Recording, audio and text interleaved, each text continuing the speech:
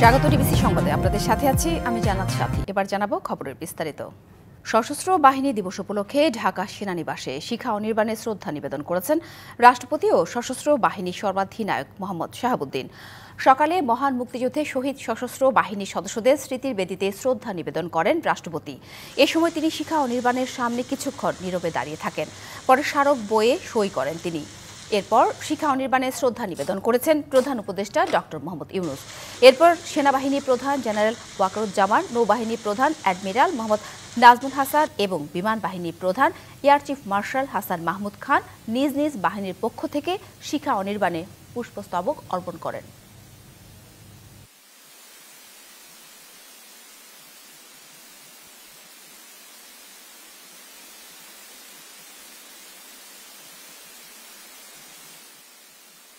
এবার ভিন্ন এক বাস্তবতা এসেছে সশস্ত্র বাহিনী দিবস। দেশ এবং নাগরিকদের নিরাপত্তায় উল্লেখযোগ্য সংখ্যক সেনা সদস্য রয়েছেন মাঠে। তাই সেনানিবাসে পরিবারের সদস্য ও ঊর্ধ্বতন কর্মকর্তাদের সাথে দিবসটি উদযাপন করতে পারছেন না তারা। তবে সশস্ত্র বাহিনী দিবস ঘিরে যথারীতি থাকছে সব আনুষ্ঠানিক আয়োজন। বরাবরের মতো এবারও দেশের ক্রান্তিলগ্নে জনগণের পাশে দাঁড়িয়েছে সশস্ত্র বাহিনী। ছাত্র জনতার অভ্যুত্থান এবং বন্যা পরিস্থিতি মোকাবিলা, শিল্প কারখানা নিরাপত্তা দেয়া, আইন শৃঙ্খলা পরিস্থিতির উন্নয়ন ও অস্ত্র উদ্ধার সহ নানা কার্যক্রমে বেসামরিক প্রশাসনকে সহায়তা করছে এই বাহিনী। ঢাকা ছাড়াও বরিশাল, কক্সবাজার, বগুড়া, সিলেট, ঘাটাইল, চট্টগ্রাম, যশোর, রংপুর ও খুলনা সেনাঘাঁটি সহ সংশ্লিষ্ট অঞ্চলে এক ভিন্ন বাস্তবতায় মাঠের সদস্যরা এবার পালন করছেন সশস্ত্র বাহিনী দিবস। মাঠে থাকা সেনা সদস্যরা বলছেন, দেশের প্রয়োজনে সাড়া দেয়াই তাদের মূল দায়িত্ব। সশস্ত্র বাহিনী দিবস বাংলাদেশ সেনাবাহিনীর প্রত্যেক সেনা সদস্যের জন্য একটি গুরুত্বপূর্ণ দিন। মহান মুক্তিযুদ্ধের সময় আজকের এই দিনে তিন বাহিনী একত্রিতভাবে শত্রুর বিরুদ্ধে তাদের কার্যক্রম শুরু করে। এই দিবসটি অত্যন্ত গুরুত্বপূর্ণ এবং আমরা বিভিন্ন আনুষ্ঠানিকতার মাধ্যমে পালন করে থাকি। সেনা সদস্যরা বলছেন, জনগণের বিশাল প্রত্যাশা পূরণে অক্লান্ত চেষ্টা করছেন তারা। সম্মানিত সেনাবাহিনী প্রধানের নির্দেশে আমরা অসামরিক প্রশাসনকে সহায়তা করার জন্য বর্তমানে মোতায়েন রয়েছি। আমি বাংলাদেশ সেনাবাহিনীর একজন গর্বিত সদস্য হিসেবে অত্যন্ত দৃঢ়তার সাথে কাজ করে যাচ্ছি। বর্তমানে দেশের আইন শৃঙ্খলা পরিস্থিতি রক্ষার্থে বাংলাদেশ সেনাবাহিনী অক্লান্ত পরিশ্রম করে যাচ্ছে। এই পরিস্থিতিতে সাধারণ জনগণ বাংলাদেশ সেনাবাহিনীর উপর যেভাবে আস্থা ও বিশ্বাস রেখেছে, যা আমাদের সকলকে সর্বোচ্চ মনোবল নিয়ে কাজ করতে প্রেরণা যোগায়। সশস্ত্র বাহিনী দিবসে সেনানিবাসে বাহিনীর ঊর্ধ্বতন কর্মকর্তা পরিবারসহ উদযাপন করার সুযোগ থাকে। এবার পরিবার ছাড়াই উদযাপন করবেন দিবসটি। অন্যান্যবার আমরা আমাদের গ্যারিসনে আমরা জাঁকজমকপূর্ণভাবে এই দিনটা পালন করি। আমাদের যে পরিবার পরিজন আছে তাদের সবাইকে একসাথে করে আমরা দুপুরে প্রীতিভোজের ব্যবস্থা করে থাকি আমাদের সিনিয়র অফিসারদের সাথে, এবং রিটায়ার্ড মুক্তিযোদ্ধা যারা আছেন, অফিসাররা যারা আছেন, বিভিন্ন অন্যান্য পদবীর সৈনিক যারা ছিলেন তারা আছেন, তাদের সাথে মত বিনিময় হয়। এভাবে আমরা দিনটা উদযাপন করে থাকি। কিন্তু এবার কিছুটা ভিন্ন। আমাদের উদযাপনটা করব, কিন্তু সেই সাথে আমরা আমাদের ডেপ্লয়মেন্টের প্রেক্ষিতে পরিবার পরিজনদের সাথে আমাদের এবার এভাবে ইন্টারেক্টটা হচ্ছে না। মহান মুক্তিযুদ্ধে বাঙালি জাতির অগ্রযাত্রা ও বিজয়ের স্মারক হিসেবে প্রতি বছর 21শে নভেম্বর সশস্ত্র বাহিনী দিবস পালন করা হয়। Rajib Ghosh, DBC news, Dhaka. মুক্তিযুদ্ধ বাংলাদেশের সর্বকালের সর্বশ্রেষ্ঠ ঘটনা বলে মন্তব্য করেছেন প্রধান উপদেষ্টা ডক্টর মোহাম্মদ ইউনূস। বলেছেন, ছাত্র জনতার আন্দোলনে রাষ্ট্র পুনর্গঠনের যে সুযোগ সৃষ্টি হয়েছে তা কাজে লাগাতে চায় অন্তর্বর্তী সরকার। সকালে সশস্ত্র বাহিনী দিবস উপলক্ষে প্রধান উপদেষ্টা ঢাকা সেনানিবাসের আর্মি মাল্টিপারপাস কমপ্লেক্সে নির্বাচিত খেতাবপ্রাপ্ত বীর মুক্তিযোদ্ধা ও উত্তরাধিকারীদের সংবর্ধনা অনুষ্ঠানে এই মন্তব্য করেন। মুক্তিযুদ্ধে অবদানের স্বীকৃতিস্বরূপ বীর মুক্তিযোদ্ধাদের বিভিন্ন সুযোগ সুবিধা চলমান রয়েছে উল্লেখ করে প্রধান উপদেষ্টা বলেছেন, 5ই আগস্ট ছাত্র জনতার বিপ্লবের মাধ্যমে এক নতুন বাংলাদেশের সূচনা হয়েছে। এই নতুন বাংলাদেশে সব মানুষের দায়িত্ব একটি বৃহত্তর পরিবারে বন্ধনে আবদ্ধ করা। পরিবারে মতভেদ থাকতে পারে, কিন্তু কেউ কারো শত্রু হবেন না বলেও জানান তিনি। প্রধান উপদেষ্টা খেতাবপ্রাপ্ত বীর মুক্তিযোদ্ধাদের মধ্যে শুভেচ্ছা স্মারক বিতরণ ও শুভেচ্ছা বিনিময় করেন।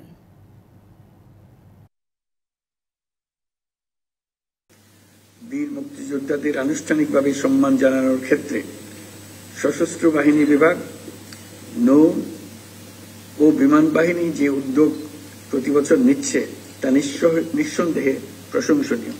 2024 সালে ছাত্র জনতার বিপ্লবের মধ্য দিয়ে আমরা এক নতুন বাংলাদেশের সূচনা করেছি। এই নতুন দেশে আমাদের দায়িত্ব সকল মানুষকে একটি বৃহত্তর পরিবারের বন্ধনে আবদ্ধ করা। পরিবারে মতভেদ থাকবে, বাকবিতণ্ডা হবে, আমরা কেউ কারো শত্রু হব না। এক যুগ পর সশস্ত্র বাহিনী দিবসের সংবর্ধনা অনুষ্ঠানে যোগ দিতে সেনাকুঞ্জে যাবেন বিএনপি চেয়ারপারসন বেগম খালেদা জিয়া। আজ ঢাকা সেনানিবাসের এই সংবর্ধনা অনুষ্ঠানে যাবেন তিনি। বুধবার রাতে রাজধানীর গুলশানে বেগম খালেদা জিয়ার বাসায় আমন্ত্রণপত্র পৌঁছে দেওয়া হয়। এর আগে সর্বশেষ 2012 সালে সশস্ত্র বাহিনী দিবসের সংবর্ধনা অনুষ্ঠানে যোগ দিয়েছিলেন বিএনপি চেয়ারপারসন।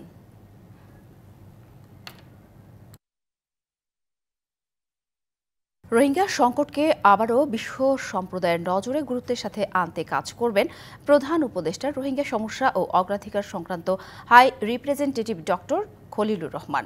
দায়িত্ব পাওয়ার পর ডিবিসি নিউজকে জানান, রোহিঙ্গা সংকট নিয়ে শুরু থেকেই কাজ করবেন তিনি। 2017 সালের আগস্টে নতুন করে বাংলাদেশে রোহিঙ্গা অনুপ্রবেশের পর কোনোভাবেই একজন রোহিঙ্গাকেও মিয়ানমারে ফেরত পাঠানো যায়নি। বাংলাদেশ, মিয়ানমার, চীন ত্রিদেশীয় চুক্তি সহ বেশ কিছু উদ্যোগ নেওয়া হলেও শেষ পর্যন্ত ব্যর্থ হয় সব পদক্ষেপই। অন্তর্বর্তী সরকার দায়িত্ব নেওয়ার 4 মাসের মাথায় ডক্টর খলিলুর রহমানকে উপদেষ্টা পদমর্যাদায় রোহিঙ্গা বিষয়ক হাই রিপ্রেজেন্টেটিভ নিয়োগ দিয়েছেন ডক্টর মোহাম্মদ ইউনূস। এটা আমার পুরনো অফিস, আপনারা জানেন। ডক্টর খলিলুর রহমান বলছেন, এই সংকটই বিশ্বের একমাত্র সংকট নয়, তাই বিশ্ববাসীর সামনে আবারও রোহিঙ্গা সংকটের গুরুত্ব তুলে ধরতে হবে। এই ইস্যুটি নিয়ে আমরা বড় ধরনের কোনো উদ্যোগ নিইনি, যার ফলে আমরা দেখতে পেয়েছি যে ধীরে ধীরে ইস্যুটা অপসৃত হয়ে যাচ্ছে। এই ইস্যুটাকে পুনরুজ্জীবিত করা দেশে এবং আন্তর্জাতিক ফোরামে এটা অত্যন্ত প্রয়োজন এই মুহূর্তে, এবং সেই কাজটাই আমার শুরুর কাজ। তিনি জানান, কোন উপায়ে এবং কার সাথে আলোচনা করে রোহিঙ্গা প্রত্যাবাসন শুরু করা যাবে সে বিষয়ে পরিকল্পনার মাধ্যমে শুরু হবে কাজ। আমরা যাই করি সেটা অত্যন্ত চিন্তা ভাবনা করেই করা হবে। আমরা দেশের ভেতরে কি করতে পারবো, কূটনৈতিকভাবে কি করব, এবং কার সঙ্গে আলোচনা করব, কিভাবে এই সমস্যার আমরা সমাধান করব। একটা জিনিস মনে রাখতে হবে, এটাই এখন পৃথিবীর একমাত্র কমপ্লেক্স ইমার্জেন্সি না। সকল কাজের শেষে এই ইস্যুটা আবার আন্তর্জাতিক ইস্যুর কেন্দ্রবিন্দুতে ফিরে আসুক। তবে রোহিঙ্গাদের ফেরত পাঠানো ছাড়া এই সমস্যার আর কোনো সমাধান নেই বলে মনে করেন রোহিঙ্গা সমস্যা ও অগ্রাধিকার বিষয়াবলী সংক্রান্ত হাই রিপ্রেজেন্টেটিভ। এই রিয়েলিটিতে আমাদের বিচার করতে হবে। ইশরাত জাহান উর্মি, ডিবিসি নিউজ, ঢাকা। যুক্তরাষ্ট্রের রিপাবলিকান পার্টির শীর্ষ নেতাদের বাংলাদেশ সফরের আহ্বান জানিয়েছেন প্রধান উপদেষ্টা অধ্যাপক ডক্টর মোহাম্মদ ইউনূস। বুধবার ঢাকায় রাষ্ট্রীয় অতিথি ভবন যমুনা ইন্টারন্যাশনাল রিপাবলিকান ইনস্টিটিউটের ঊর্ধ্বতন কর্মকর্তারা সাক্ষাৎ করতে গেলে এই আহ্বান জানান তিনি। প্রধান উপদেষ্টা বলেন, তার সরকার গুরুত্বপূর্ণ সংস্কার করে নির্বাচন করবে। তিনি আরও বলেন, নবনির্বাচিত মার্কিন প্রেসিডেন্ট ডোনাল্ড ট্রাম্প প্রশাসনের সঙ্গে ঘনিষ্ঠভাবে কাজ করতে চায় বাংলাদেশ। লন্ডন ভিত্তিক গার্নিকা 37 লো ফার্মের যুগ্ম প্রধান টবি ক্যাডম্যানকে বাংলাদেশের আন্তর্জাতিক অপরাধ ট্রাইব্যুনালের চিফ প্রসিকিউটর মোহাম্মদ তাজুল ইসলামের বিশেষ পরামর্শক নিয়োগ দেওয়া হয়েছে। বাংলাদেশ সময় বুধবার রাতে যোগাযোগ মাধ্যম এক্সে এক পোস্টে টবি ক্যাডম্যান এ তথ্য জানিয়ে নিজে সম্মানিত হয়েছেন বলে লিখেছেন।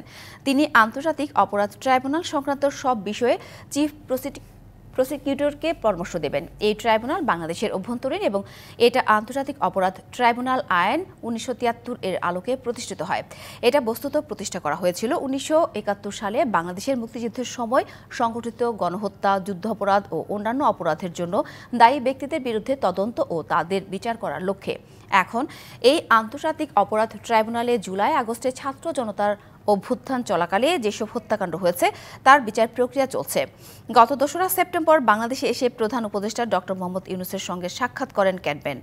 আন্তর্জাতিক অপরাধ ট্রাইব্যুনালে যখন 71-এর মানবতাবিরোধী অপরাধের বিচার চলছিল, সে সময় অভিযুক্তদের পক্ষের আইনজীবী হিসেবে বাংলাদেশে আসতে চেয়েছিলেন ব্রিটিশ আইনজীবী টবি ক্যাডম্যান। তখন তাকে আসতে দেওয়া হয়নি। দীর্ঘদিন ধরে হলে সিনেমা প্রদর্শন বন্ধ। সেখানে ছাপা হয় পাইরেট বা নকল বই। এই তালিকায় আছে সৃজনশীল পাঠ্য থেকে শুরু করে খ্যাতিমান লেখকের বই। বুধবার গভীর রাতে রাজধানীর রায়ের বাজারের মুক্তি সিনেমা হলে অভিযান চালিয়ে অন্তত 10 কোটি টাকার বই উদ্ধার করা হয়েছে। রাজধানীর রায়ের বাজারের মুক্তি সিনেমা হল, দীর্ঘদিন ধরে সিনেমা প্রদর্শন বন্ধ এখানে। এমন পরিস্থিতিতে পাইরেসি বইয়ের ছাপাখানা করে তা বিক্রি করছেন মানিক নামের একজন। প্রকাশকদের দেয়া তথ্যে এ ছাপাখানায় অভিযান চালায় পুলিশ। হুমায়ুন আহমেদ, আবুল মনসুর আহমেদ সহ খ্যাতিমান লেখকদের জনপ্রিয় বই, ছাপানো বই পাওয়া যায় এখানে। পাওয়া যায় একাদশ ও দ্বাদশ শ্রেণীর পাঠ্য বইও। প্রকাশকরা বলছেন, নিম্নমানের কাগজে ছাপিয়ে বা ফটোকপি করে অবিকৃত প্রচ্ছদে বিক্রি হচ্ছে এসব বই। এতে শুধু আমদানিকারকরাই ব্যবসায়িকভাবে ক্ষতিগ্রস্ত হচ্ছেন না, পাঠকরাও প্রতারিত হচ্ছেন। প্রকাশনীটা তো একটা শিল্প। এই শিল্পে যখন প্রায় 200 প্রকাশকের জনপ্রিয় বইগুলি একজন মাত্র মানুষ নকল করে ছড়িয়ে দিচ্ছে, তার মানে এই শিল্পটা ভীষণভাবে ক্ষতিগ্রস্ত হচ্ছিল মাত্র একটা লোকের কারণে। লেখকরা, প্রকাশকরা এই নকল হচ্ছে হা হতাশ করছে। তখন আমার একটা জেদ চাপে যে এটা কে করে, আমরা মূল হোতাটাকে ধরবো। আমরা রাস্তা হেঁটে লাইব্রেরির টাকায় আমাদের ডুপ্লিকেট বই সেল করছে। এই মালিকের কাছে ফোন দিয়ে আমরা বই কিনবো, সেই সিস্টেম করে আমরা কুরিয়ারের সামনে গিয়ে দাঁড়াইছিলাম। এই এক ভ্যানওয়ালা উনি বই ওখানে নিয়ে গেছে, আর আমরা হাতে নাতে ওনাকে ধরে আমরা পুলিশকে ইনফর্ম করেছি। পুলিশ এসে আমাদেরকে যথেষ্টভাবে হেল্প করেছে। আর পুলিশ বলছে, অভিযুক্ত মানিকের বিরুদ্ধে কপিরাইট আইনে মামলা করা হবে। প্রাথমিকভাবে 4টি প্রকাশনীর নকল বই করা হবে জব্দ। মানিককে ধরার বিষয়টা হলো আমাদের এখনো আইনি পদক্ষেপ সেটা হলো মামলা। তো এই মামলাটা এখনো প্রক্রিয়াধীন, এবং আমি এখানে যে মালামাল যেগুলো পেয়েছি অভিযোগের প্রেক্ষিতে, সেই মালামালগুলো আমি সব জব্দ করছি। জব্দ করে আমি থানায় নিয়ে যাব। থানায় নিয়ে যাওয়ার পরে আপনার যে বাদী আছেন বা প্রকাশনী ভাইরা আছেন তারা মামলা দায়ের করবেন। প্রকাশকরা জানান, দেশে প্রকাশনা শিল্পেই সবচেয়ে বেশি নকলের কারবার। লেখককে সম্মানী দিয়ে পাণ্ডুলিপি কেনার পর হাজার হাজার টাকা বিনিয়োগ করেও প্রকাশকরা খরচ উঠাতে পারছেন না। এর প্রধান কারণ, প্রকাশিত বইটির পাইরেট কপি পাওয়া যায় কম দামে। Farhana Juthi, DBC news, Dhaka. চট্টগ্রামে আইন শৃঙ্খলা পরিস্থিতি নিয়ে উদ্বেগ যেন কাটছে না। খুন, ডাকাতি, ছিনতাই, চুরি, জমি ও ব্যবসা প্রতিষ্ঠান দখল সহ নানা অপরাধে জনমনে বাড়ছে আতঙ্ক। গত 3 মাসে 37টি খুন, 36টি ছিনতাই সহ ঘটেছে চুরি ডাকাতির অসংখ্য ঘটনা। অপরাধ বিশেষজ্ঞরা বলছেন, পুলিশের শিথিলতায় অপরাধীরা বেপরোয়া হয়ে উঠেছে। গত কয়েক মাস ধরেই বন্দর নগরের মানুষের কাছে আতঙ্কের নাম ছিনতাই, চুরি ও ডাকাতি। সন্ধ্যা, রাত, ভোর, এমনকি দিন দুপুরেও ঘটছে নানা অপরাধ। চাঁদা না পেয়ে চান্দগাঁও থানার পাশেই একটি ব্যবসা প্রতিষ্ঠানে দিন দুপুরে শহীদুল ইসলাম বুশকে প্রকাশ্যে গুলি করতে দেখা যায়। মাদক ব্যবসায় বাধা দেয় দুজনকে ছুরিকাঘাত করে সন্ত্রাসী বুশ ও তার সহযোগীরা। মুরাদ, বুরখাট আর বুশা শহীদের সাথে মিলে এরা আমাকে আহত করছে বিভিন্ন অপরাধে। পাহাড়তলী এলাকায় ডিমের আড়তে বন্যা দুর্গতদের জন্য ত্রাণের প্যাকেট তৈরির সময় সন্ত্রাসী মনসুর অস্ত্র দিয়ে ফাঁকা গুলি ছুড়ে 80,000 টাকা নিয়ে যায়। যদিও সম্প্রতি অস্ত্রসহ তাকে আটক করে পুলিশ। বন্দর নগরীতে হত্যা, ডাকাতি, ছিনতাই, চুরি এখন প্রতিদিনের ঘটনা। উপজেলার পরিস্থিতিও অনেকটা একই রকম। জেলায় আইনশৃঙ্খলা পরিস্থিতির নাজুক অবস্থার কথা স্বীকার করেছেন খোদ স্বরাষ্ট্র উপদেষ্টাও।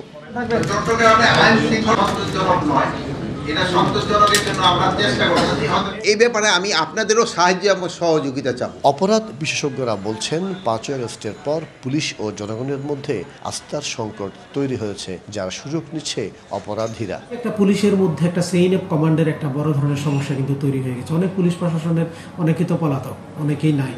আর গ্রাসরুট লেভেলের যে পুলিশ যারা আছে, সেই পুলিশগুলোর মধ্যে কিন্তু মনোবল হারিয়ে, তারা মোরালি কিন্তু এত দুর্বল হয়ে গেছে, কিন্তু তারা সঠিকভাবে কাজ করতে পারেনি। এটা সুযোগ কিন্তু ছোট ছোট মানে সাধারণ যে চোর আছে বা ডাকাত আছে, তারা এটা বহন করতে পারে।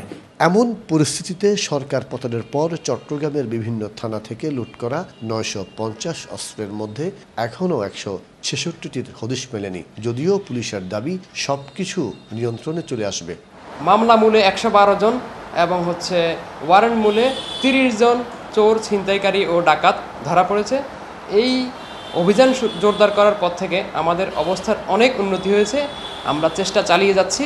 এদিকে আইনশৃঙ্খলা পরিস্থিতি স্বাভাবিক রাখতে সব ধরনের উদ্যোগ নেওয়ার কথা জানিয়েছে পুলিশ। মাসুদুল হক, ডিবিসি নিউজ, চট্টগ্রাম। মানিকগঞ্জের বিস্তীর্ণ এলাকা জুড়ে শীতকালীন সবজির আবাদ করা হয়েছে। এরই মধ্যে আগাম জাতের কিছু সবজি বাজারে উঠতে শুরু করেছে। ফলন ও দাম ভালো হলে লাভের আশা কৃষকের। মানিকগঞ্জ সদর উপজেলার বিশ্বনাথপুর গ্রামের কৃষক লোকমান হোসেন এবছর 9 বিঘা জমিতে ফুলকপির আবাদ করেছেন তিনি। সার, বীজ, কীটনাশক সব মিলিয়ে তার খরচ হয়েছে প্রায় 2 লাখ টাকা। এরই মধ্যে 20,000 টাকার কপি বিক্রি করেছেন। বাজার দর ভালো থাকলে তিনি আরও 10 লাখ টাকার কপি বিক্রি করবেন। আমি এবছর 9 বিঘা কপি আবাদ করছি। আগাম হলো 4 বিঘা, 5 বিঘা হলো নাবিতে। 2 লক্ষ টাকার মতো খরচ হয়েছে। বাজার দর ভালো থাকলে মোটামুটি 1,10,000 টাকার মতো বিক্রি করতে পারবো। লোকমানের মতো জেলার হাজারো কৃষক সবজি চাষ করছেন। কৃষকদের উৎপাদিত লাল শাক, পালং শাক, ফুলকপি, বাঁধাকপি, মূলা, ঢেঁড়স, শিম, বেগুন, লাউ, শশার বাজারে রয়েছে ব্যাপক চাহিদা। বিঘা প্রতি 10 থেকে 20,000 টাকা খরচ করে 40 থেকে 1 লাখ টাকা লাভের আশা করছেন তারা। তবে সার, কীটনাশক ও কৃষি শ্রমিকের মজুরি কম থাকলে আরও লাভবান হতেন তারা। 10 বিঘা হলো কফি লাগাইছি, 2 বিঘা হলো আপনার সিম আর হলো লাউ লাগাইছি। 2 লক্ষ থেকে 2.5 লক্ষ টাকা খরচ হবে। যে বাজার আছে এই বাজারে একটু কম থাকলেও তাতে মোটামুটি আমার 8-9 লক্ষ টাকা বেচা আসবে আর কি। এইবার এই বাজারটা থাকলে আমরা একটু লাভবান হতে পারি। সার, বীজ হয়তো এনার দাম ইত্যাদি দাম কমলে পরে তাহলে আমরা কৃষকের সুবিধা হয়। অনুকূল আবহাওয়া ও ন্যায্য দাম পেলে চাষিরা অর্থনৈতিকভাবে লাভবান হবেন বলে আশা কৃষি অধিদপ্তরের। যদি আমাদের আবহাওয়া অনুকূলে থাকে এবং কৃষি বিভাগের পরামর্শে কৃষকেরা উন্নত পরিচর্যা করে তাহলে কৃষকের উৎপাদন খুব ভালো হবে এবং তারা বেশ ভালো বাজার মূল্য পাবে বলে কৃষি বিভাগ আশা করে। চলতি মৌসুমে জেলায় 4,500 হেক্টর জমিতে সবজির আবাদ হয়েছে। এবছর সবজি আবাদের লক্ষ্যমাত্রা রয়েছে 9,882 hectare. Ashraful Alam Liton, DBC news, Manikganj. অবশেষে ক্রিস্টিয়ানো রোনালদো নিজেই জানিয়ে দিয়েছেন নেট দুনিয়ায় ঝড় তুলতে তার ইউটিউব চ্যানেলে কে আসছে। তবে যারা আশা করেছিলেন CR7 এর চ্যানেলে পডকাস্টে আসছেন লিওনেল মেসি তারা একটু হতাশই হয়েছেন। তবে যাকে নিয়ে আসলেন ক্রিস্টিয়ানো রোনালদো সেও নেটিজেনদের কাছে অন্যতম জনপ্রিয় একজন। ইউটিউব দুনিয়ায় যার সবচেয়ে বেশি 330 মিলিয়নের ওপর সাবস্ক্রাইবার সেই মিস্টার বিস্টকে আনছেন পর্তুগিজ সুপারস্টার। ইউটিউব চ্যানেল খোলার পর থেকেই একের পর এক চমক দেখিয়ে যাচ্ছেন ক্রিস্টিয়ানো রোনালদো। এখন পর্যন্ত ইউটিউবে ভেঙেছেন অগণিত রেকর্ড। মাত্র একদিনেই তার সাবস্ক্রাইবার হয়ে গেছে প্রায় 70 মিলিয়ন। দিন তিনেক আগে রিও ফার্দিনান্দের সাথে 2 মিনিট 3 সেকেন্ডের একটা ভিডিও আপলোড করেন ক্রিস্টিয়ানো রোনালদো। সেখানে ঘোষণা দেন ধামাকা এক অতিথি আসছে তার চ্যানেলে, যাকে নিয়ে ভিডিও প্রকাশের পর নেট দুনিয়ায় ঝড় উঠবে। তবে গেস্ট আসা পর্যন্ত অপেক্ষা করতে হয়নি। রোনালদোর ওই ঘোষণার পরই নেটিজেনদের আগ্রহ তুঙ্গে পৌঁছে যায়। সবার প্রশ্ন একটাই, কে হচ্ছেন সেই অতিথি? তবে সবচেয়ে বেশি মানুষ ধরেই নেন চিরপ্রতিদ্বন্দ্বী লিওনেল মেসিকেই গেস্ট করে আনছেন ক্রিস্টিয়ানো রোনালদো। কেউ কেউ আবার CR7 এর বিগেস্ট ফ্যান স্পিডের কথাও বলেন। কিন্তু অবশেষে ইন্টারনেট দুনিয়াকে যেন কিছুটা হতাশি করলেন রোনালদো। তার নতুন অতিথি লিওনেল মেসি নন, তবে যিনি আসছেন তিনিও কম জনপ্রিয় নন। আক্ষরিক অর্থেই ইন্টারনেট দুনিয়ায় ঝড় তোলার সক্ষমতা তার আছে। ইয়োর ক্রিস্টিয়ানো চ্যানেলে অতিথি হয়ে আসছেন জেমস স্টেফেন ডোনাল্ডসন, মিস্টার বিস্ট নামে যিনি নেট দুনিয়ায় পরিচিত, যার চ্যানেলে সাবস্ক্রাইবার সংখ্যা 330 মিলিয়নের ওপরে। ইউটিউবে তার চেয়ে বেশি সাবস্ক্রাইবার নেই কারোরই, ভিডিও আছে 800-র ওপর। বিস্টকে আনার একটা কারণ অবশ্য আছে। রোনালদো যখন চ্যানেল খোলেন তারপর এক সংবাদ সম্মেলনে তাকে প্রশ্ন করা হয়েছিল, ইউটিউবে আপনার লক্ষ্য কি? ক্রিস্টিয়ানো বলেছিলেন মিস্টার বিস্টকে টপকানো। তাই অনেকে ধরেই নিচ্ছেন বিস্টের ফ্যান বেসকে নিজের চ্যানেলে যুক্ত করার জন্যই হয়তো রোনালদোর এই আয়োজন। Sheikh Ashik, DBC news desk. প্রথমবারের মতো রাশিয়ার অভ্যন্তরে যুক্তরাজ্যের তৈরি স্টর্ম শ্যাডো ক্ষেপণাস্ত্র নিক্ষেপ করেছে ইউক্রেন। বুধবার এক প্রতিবেদনে এ তথ্য জানিয়েছে সংবাদ মাধ্যম বিবিসি। এতে বলা হয়েছে যুক্তরাজ্য সরকার এ বিষয়ে কোনো মন্তব্য করেনি। তবে প্রতিরক্ষা সচিব বলেছেন যুদ্ধক্ষেত্রে ইউক্রেনের নেওয়া পদক্ষেপ তাদের নিজেদের পক্ষে কথা বলবে। যুক্তরাষ্ট্রের তৈরি দূরপাল্লার আর্মি ট্যাকটিক্যাল মিসাইল সিস্টেম ক্ষেপণাস্ত্র রাশিয়ার অভ্যন্তরে লক্ষ্যবস্তুতে আঘাত করার পর যুক্তরাজ্যের তৈরি ক্ষেপণাস্ত্র দিয়ে হামলা চালালো ইউক্রেন। কয়েকদিন আগে রাশিয়ার অভ্যন্তরে হামলা চালাতে ইউক্রেনকে দূরপাল্লার ক্ষেপণাস্ত্র ব্যবহারের অনুমতি দেয় বাইডেন প্রশাসন। এছাড়া মার্কিন প্রেসিডেন্ট জো বাইডেন ইউক্রেনকে অ্যান্টিপার্সোনেল ল্যান্ডমাইন দিতেও সম্মত হয়েছেন বলে প্রতিবেদনে বলা হয়েছে।